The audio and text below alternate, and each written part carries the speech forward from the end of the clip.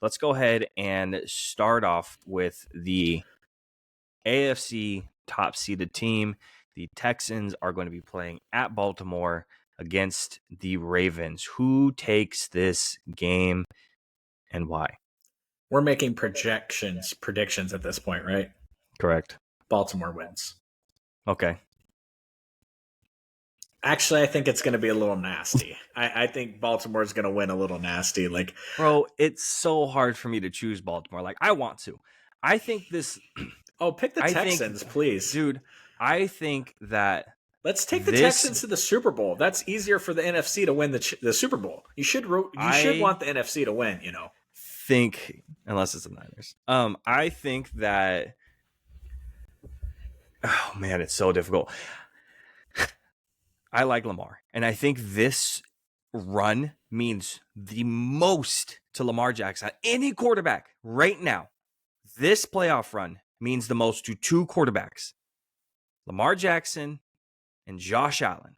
Those two quarterbacks, this playoff run means the most to. It doesn't matter that much. Whatever CJ Stroud does at this point does not matter. They can get blown out. It does not matter. They won a playoff game. They're in the playoffs. They should not be at this point. It is a huge success story for them to be here. But man, Lamar struggles in the playoffs, man. And Texans tore apart that defense, bro, against Cleveland. They tore it apart and they got decimated without CJ Stroud before. And CJ Stroud comes back and plays the Browns a couple weeks later and says, bro, you're not doing it again. It's a fluke. I wasn't there. It's like when your like big brother shows up and it's like, hey, you were picking on like my guys before. Now I'm coming to get my back. And the Ravens defense is so good. That's why on paper, you look at them like, it's the Ravens, bro. Like they got Lamar Jackson. They got that offense. That their defense is crazy. It's like a black hole that sucks everything in and nothing gets out. But goddamn, Cleveland's supposed to be the same way. Cleveland's supposed to be that good too. That's like the number one ranked defense in so many categories. And the Texans decimate them like that and put up that many points. And it's not like they had a bunch of injuries too. So I'm going with the Texans because I want to and I want to see it. And because Lamar Jackson and the Ravens struggle in the playoffs.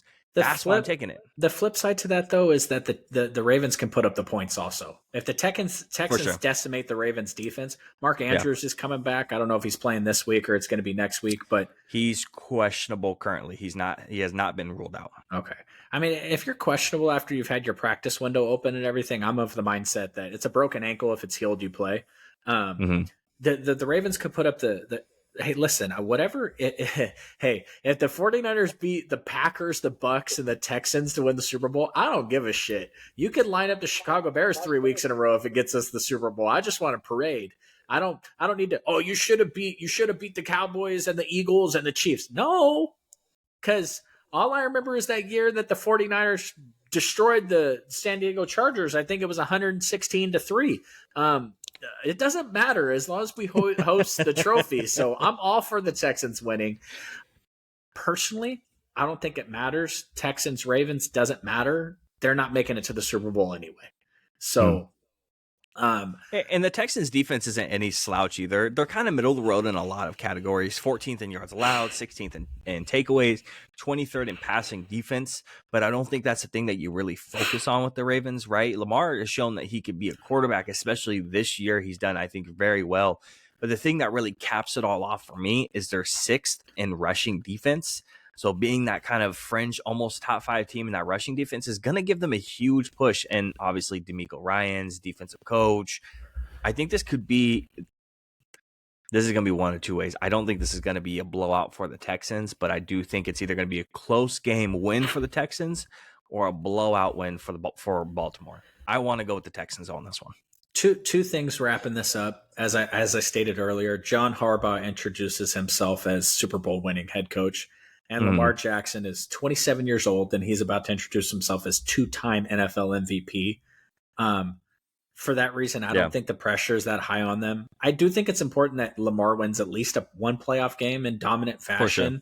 For sure. For sure. Just to show that he can do it. But the other thing is there was this video of DeMeco. He pulls his linebacker aside, and they did a whole little video on it. And he's like, listen, sit in the zone, follow his eyes, break on the out route. I promise you it'll be there.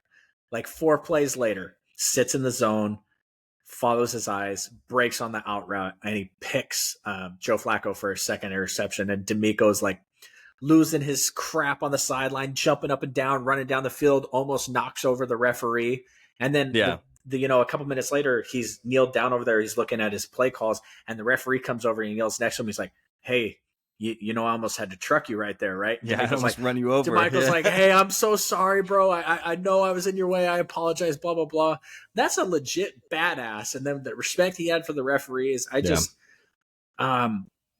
the Houston Texans, man, that just is, it just goes to show you they had bad karma for a long time, which isn't necessarily true. They won playoff games, but yeah, for sure. Holy shit, they hit the gold mine first year. Like those dudes might be there the next 10 years. CJ Stroud and D'Amico Ryans. That might be, I don't think they'll ever get dynasty level because, there's bigger franchises to play for, and I don't know if they'll draw but it's Texas. Why wouldn't someone want to go play for them? So, and that's the thing is, not only did they hit on their 2nd overall pick, they hit on their 3rd overall pick. They traded back up for Will Anderson's a stud, bro. He is what he's supposed to be, right?